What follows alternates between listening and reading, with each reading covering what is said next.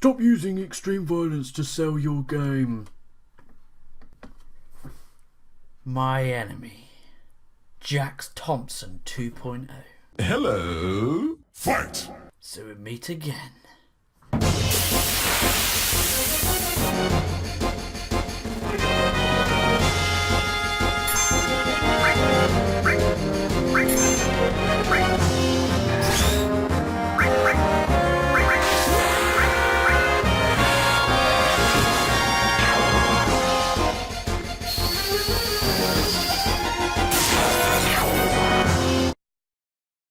It's time to step back and recognise the connotation of imagery. Oh, shut up. Hi guys, Flattmeister here with this cancerous video. Polygon. It's just further proof that game journalists don't like games. They don't like video games. They don't like the industry. They have complete fucking resentment for the industry. They hate it.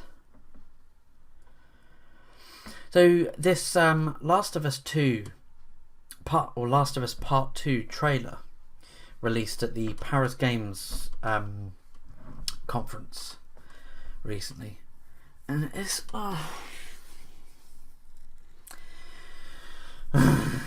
this is Jack Thompson 2.0. It's him in disguise. Bones bludgeoned with hammers, a noose wrapped tightly around a struggling woman's neck, the blade of a knife pressed into a vulnerable stomach. Yeah, pay attention to the words they use. This Julia Alexander at Polygon. The blade of a knife pressed into a vulnerable stomach. The gruesome imagery Naughty Dog manages to cram into a 5-minute trailer for The Last of Us Part 2 is physically uncomfortable to sit through. The victims of the vicious assault, 2 women, are unarmed. It's not clear why we're watching 2 people be tortured, but we're asked to take in the extreme violence under the assumption that we'll be rewarded with more information for doing so. That information never comes, however, and all we're left with is residual nausea. The game is... I've not played The Last of Us, the first one. I've seen clips of it. Well, I've played a bit round of friends. The game is set in a post-apocalyptic world, yeah, where people have been infected with cordyceps, a real-life fungus that exists in real life. What makes the post-apocalyptic scenario so compelling in fiction is it's not the zombies or the monsters, it's the people. People are the worst monsters in that scenario, and that's why the post-apocalyptic genre is so popular. That's why Walking Dead is so popular, because of to see the depths of depravity and how sickening some people become in these situations. I mean when you see it in movies where like the aliens are coming and landing and people run but they're tripping over, and you're like, oh, fucking get up, come on, get up. And it wasn't until I saw that Vegas shooting and you saw people recording on their phones, and you've seen people running through a casino and they were tripping over furniture, and that is genuine fear does that. So I was proven wrong there, that people do trip up, they fall over when they're running away from something. So they're trying to make this a gendered issue, that it's an attack against women specifically. Yes, in a post-apocalyptic world, people are driven to depravity. A trailer is a pitch to its audience of what to expect from the full game. In the past, Naughty Dog's trailers have captured a particular mood or suggested a compelling relationship, but here the promise is almost exclusively gore. There's an argument to be made that the trailer raises an enticing question: why are these women being attacked? But that mystery is both too familiar and too broad.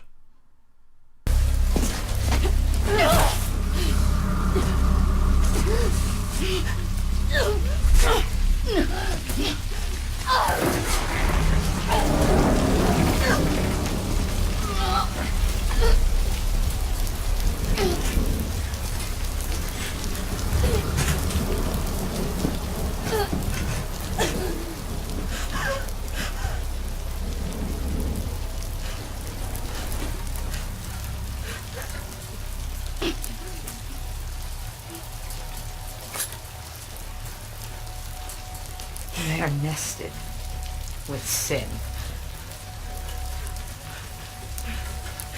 Free them, that they may know my.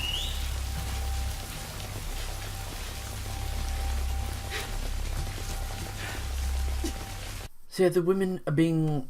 Well, she's being attacked by a woman and two men. It says, where are the apostates? Yara!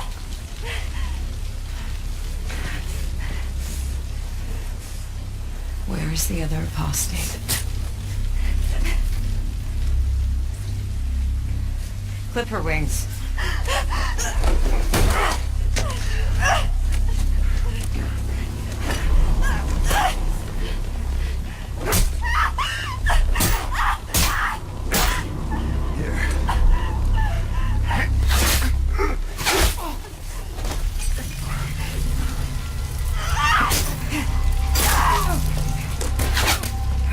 So obviously there's some kind of cult that has arisen amidst this a post-apocalyptic world.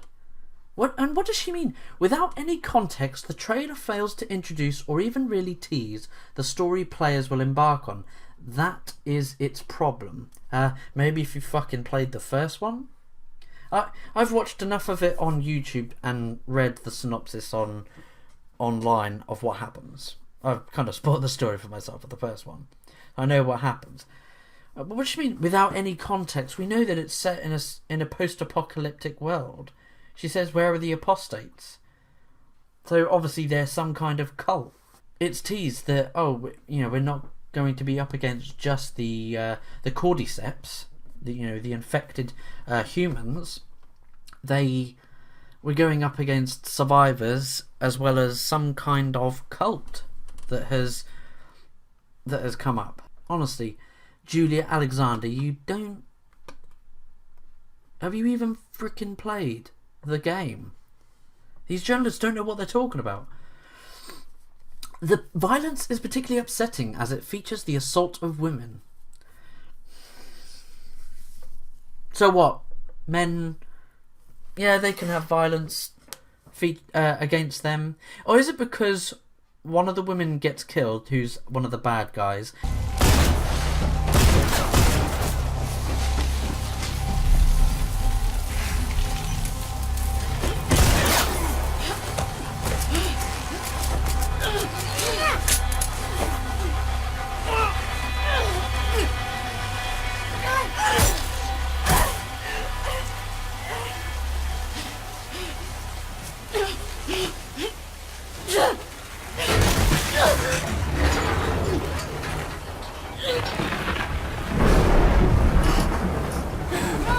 But also violence committed against two female survivors.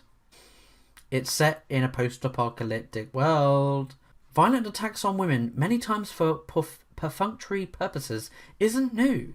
The Killing Joke saw the Joker torture Barbara Gordon in a statement that reinforced the notion that gender influences violence. The volatile imagery used in the trailer to underline the heinous acts being committed are familiar scenes to us. Oh my god. Seriously, Jack Thompson, it's you behind the curtain. Pay no attention to the man behind the curtain. Yes, they are heinous acts. Someone's having their elbow and arm bones broken with a fucking hammer. One woman is being hung and having a knife, stabbed very shallow. It looked like it didn't even pierce her skin. I thought it was pressed into her and then they got interrupted. We've seen this play out in other TV shows or movies before, like I said, Walking Dead, and in real life.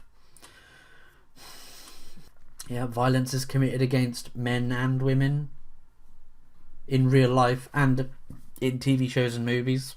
35% of women have experienced violence at the hands of another person in their lifetime, according to a 2017 report from the United Nations. The fact that their antagonist is a woman herself does little to... because, it destroys your narrative. The fact that their antagonist is a woman herself does little to undercut what this trailer what this trailer is on its most blunt level: an extended sequence of brutal and unexplained violence against women being used to thrill the viewer and ultimately sell a video game. Oh, I just told you. What do you mean it's unexplained? They're blatantly some kind of cult, and they're trying to seek out apostates, people that have fled the cult. Well, the boy, the Asian boy there, looked like he said, "She's one of them," and then the girl then says, "Cut her down." I assume that they were brother and sister there. Nora. Demons are coming. Cut her down. She's one of them. Left.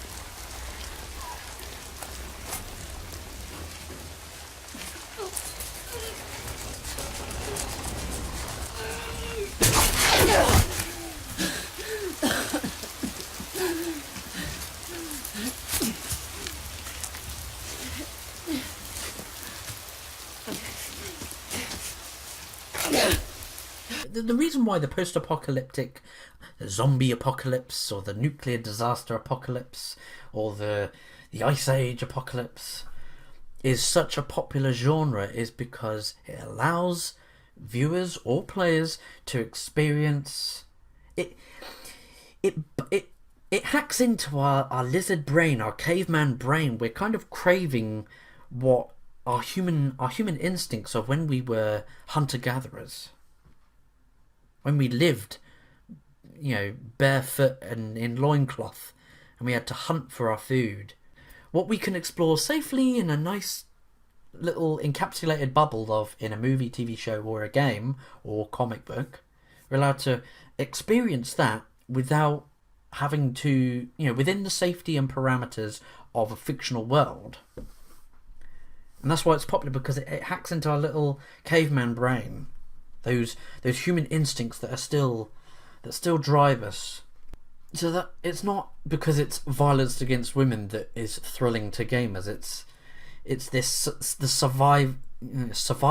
survival against the elements, survival against adversities. This is why SJWs don't like any challenge that the female character has to go up against. They don't like anything, and that's why a lot of them are Mary Sues. That's why Marvel sales are flopping. Things like that. With a game like The Last of Us Part 2, in which presumably there are dozens of other scenes to showcase, why pick the scene where women are being sadistically brutalised? Well, it's like when they complained when Tomb Raider 2013 showed, "Oh my god, Lara's going to be raped in a QuickTime event."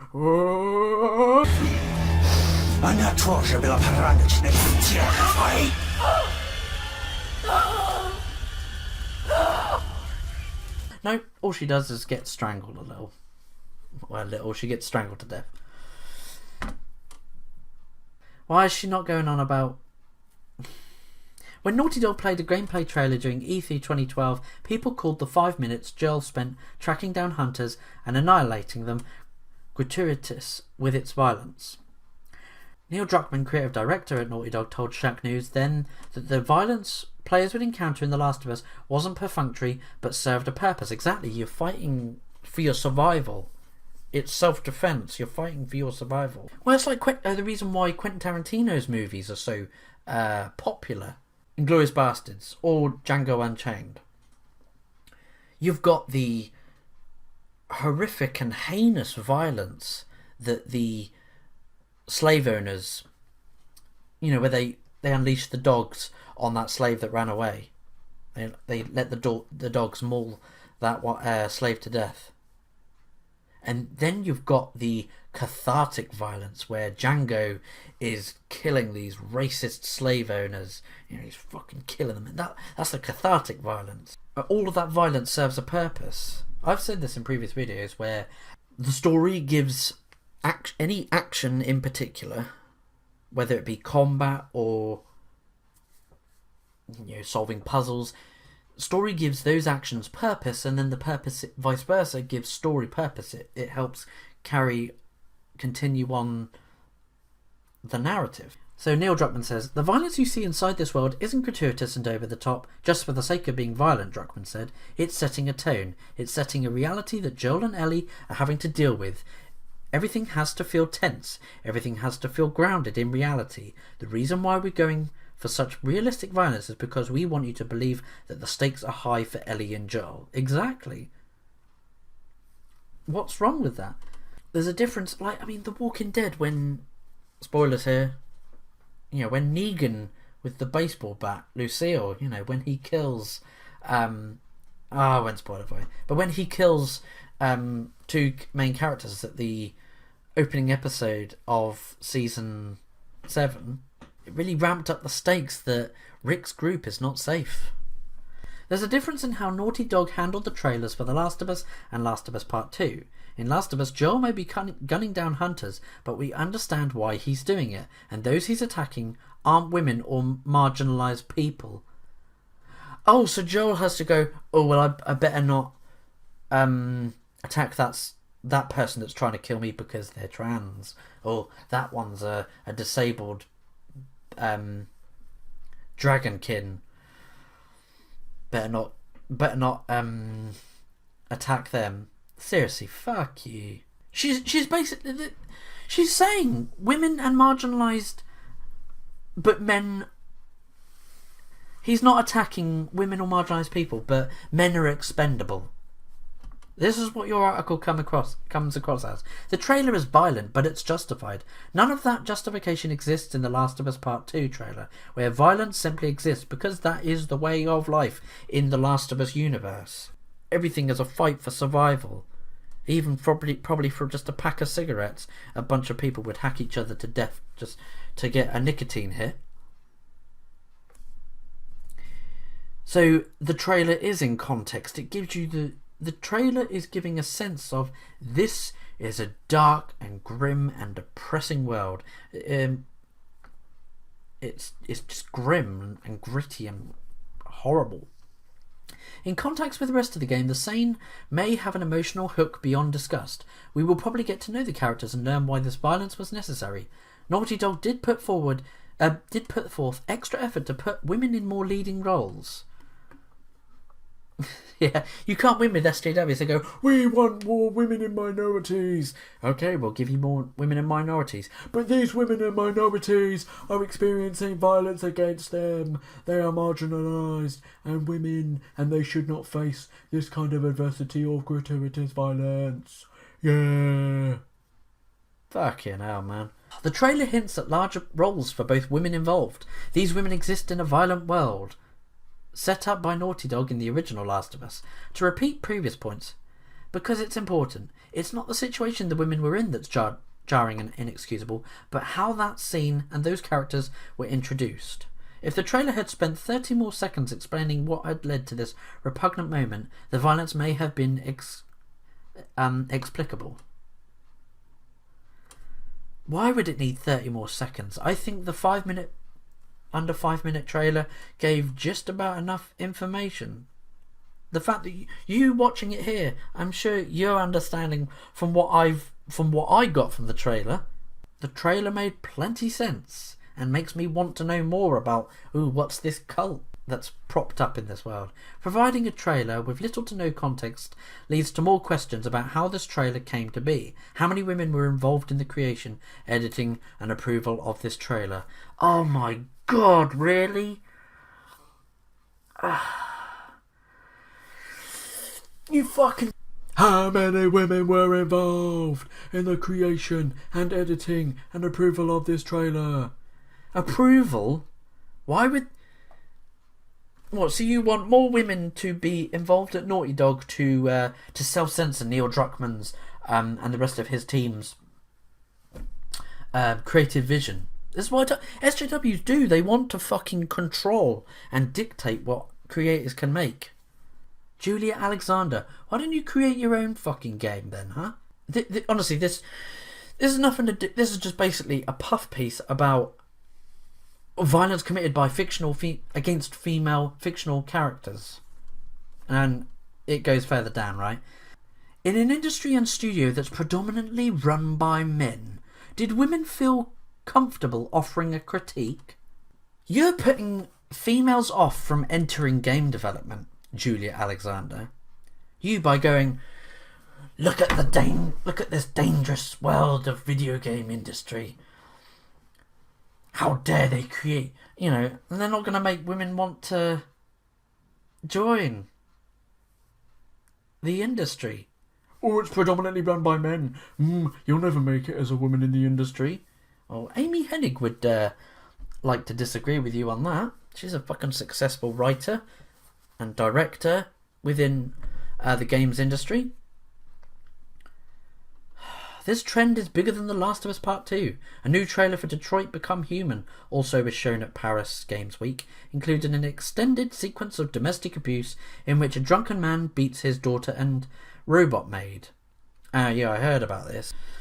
Nor is this issue limited to video game marketing. Last year, Fox came under fire after a billboard in LA promoting X-Men Apocalypse depicted Mystique being strangled by Apocalypse. It was nothing to do with violence against women. I mean, it said only the strong will survive. It was a battle against a god, the first mutant.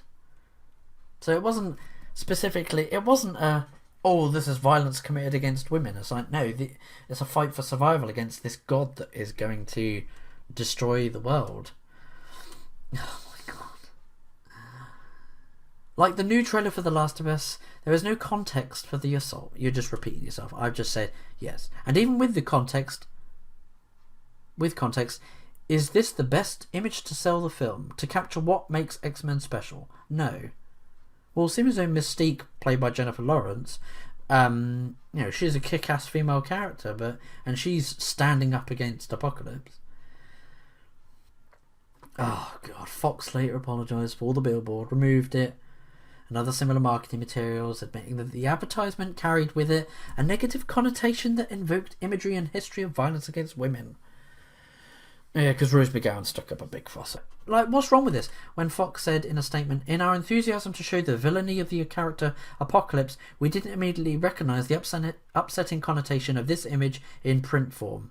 Surely it's on those people then, not on Fox, whether it's upsetting connotations.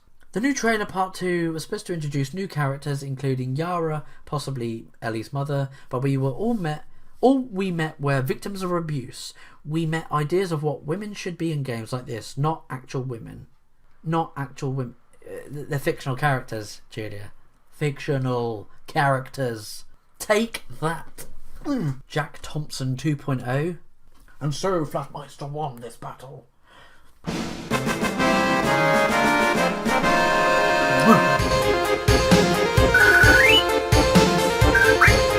I mean, the fact she didn't mention in the article is that the woman is in charge and inflicting that violence on the two women. So it's not male on female.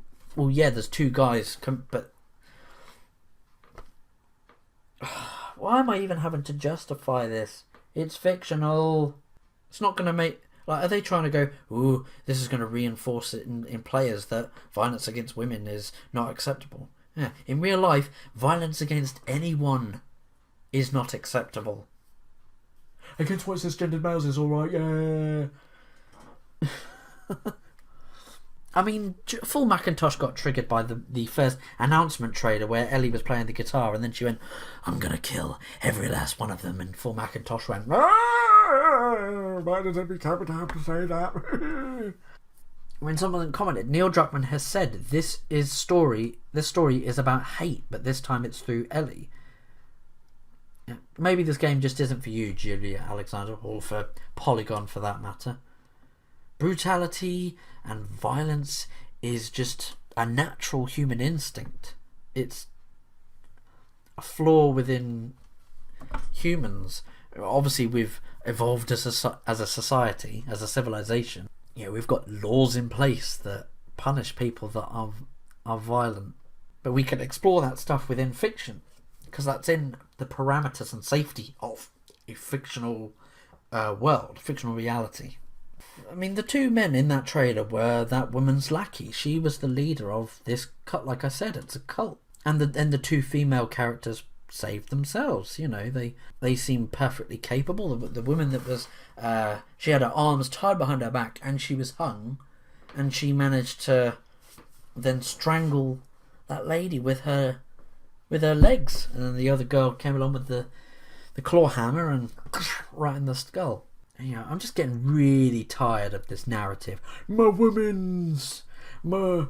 violence against women's. I can't believe she said that. Oh, the first game, the trailer for the first game, it was all right because it didn't have any women or marginalised people as the hunters against Joel. Oh my god, so obtuse.